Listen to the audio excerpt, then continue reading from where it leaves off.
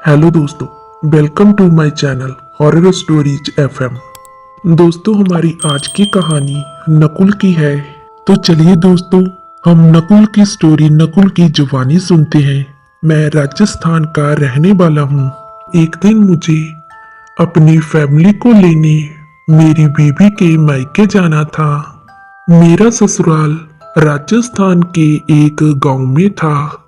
मैं अपनी पत्नी को फोन पर कहता हूँ कि मैं तुम्हें शाम को लेने आऊंगा और शाम को ही हम वापस आ जाएंगे।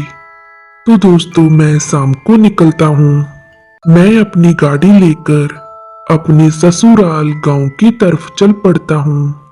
वो गांव राजस्थान के एक सुनसान इलाके में था और जिस रास्ते पर मैं जा रहा था वो रास्ता भी बहुत सुनसान था। अब शाम भी हो चुकी थी। मेरी गाड़ी की हेडलाइट में जो भी मुझे नजर आ रहा था बस मैं उसे ही देख पा रहा था। उसके अलावा मुझे आसपास कुछ भी नजर नहीं आ रहा था।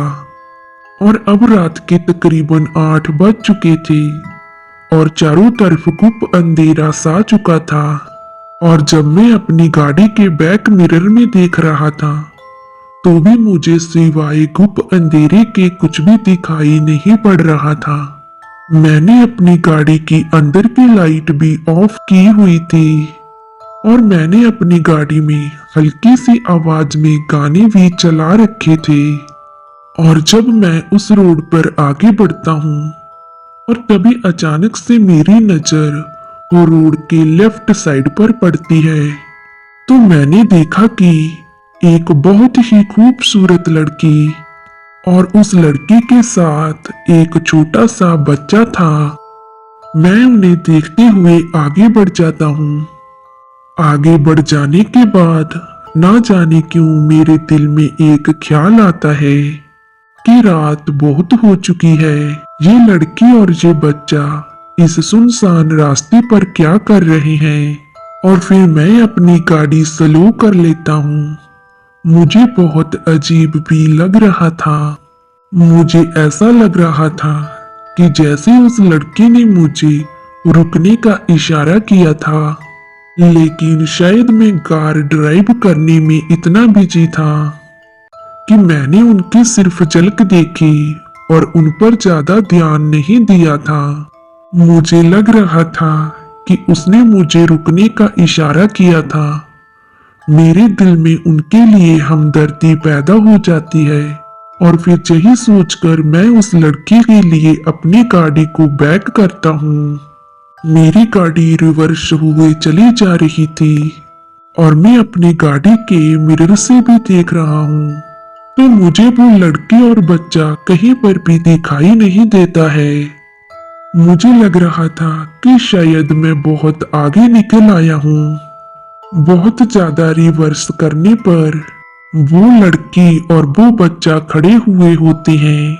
मैं अंदाजे से सोचता हूँ कि वो बच्चा उस लड़की का ही बच्चा था और मैं अपना लेफ्ट मिरर नीचे करता हूँ और मैं उस लड़की से पूछता हूँ कि आपको कहाँ पर जाना है और आप यहाँ सुनसान रास्ते पर क्यों खड़े हुए हैं। उस लड़की और बच्चे ने मुझे देखकर कोई भी प्रतिक्रिया नहीं की, ना ही अच्छी ना ही बुरी। उन दोनों ने बस सिंपल फेस बना रखा था और मेरे पूछने पर मुझसे कहते हैं कि हमें आगे जाना है और वो दोनों मुझे एक जगह का नाम बताते हैं। वो जगह मेरे ससुराल से थोड़ी सी ही आगे थी। मैं उनसे कहता हूँ कि मुझे रास्ते में से अपनी वाइफ को पिक करना है और फिर मैं आपको वहां पर छोड़ दूंगा। मेरे इतना कहने पर वो लड़की सिर्फ अपना सिर हिलाकर इशारा करती है कि ठीक है। वो दोनों मेरी गाड़ी में आकर बैठ जाते हैं और मैं फिर से अपनी गाड़ी चालू कर लेता हूँ। मैं अपने ससुराल की तरफ आगे बढ़ रहा था। मुझे उससे ससुराल से पिक कर जल्दी से वापस भी आना था। मैं यही सोच रहा था और जब मैंने उन पर ध्यान दिया तो वो दोनों चुप कर मेरी गाड़ी में पीछे बैठे हुए थे। ना वो बच्चा कोई बात कर रहा था और ना ही वो औरत अपने बच्चे से कोई भी बात नहीं कर रही थी। मैं सोच रहा था कि ये दोनों आपस में बात क्यों नहीं कर रहे, लेकिन पता नहीं क्यों वो दोनों आपस में भी कोई बात नहीं कर रहे थे। वो चुपचाप मेरी गाड़ी की पीछे वाली सीट पर बैठे हुए मेरे साथ सफर करते चले जा रहे थे। और फिर कुछ ही देर के बाद मेरा ससुराल आ जाता है।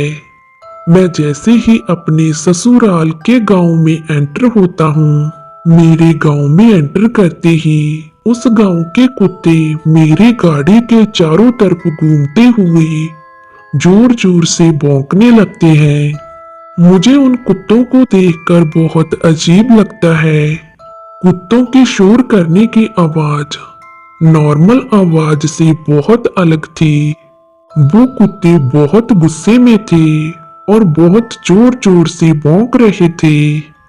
मैं इस चीज को नॉर्मल समझकर अपने ससुराल के घर की तरफ गाड़ी चलाई चले जा रहा हूँ। बस यहीं पर मैंने बहुत बड़ी गलती कर दी, क्योंकि मैंने मुड़कर ना ही उस लेडी को देखा और ना ही उसके बच्चे को। मैं अपने ससुराल के घर में पहुंच जाता हूँ, जहां से मुझे अपनी वाइफ को पिक करना था। रात बहुत हो चुकी थी।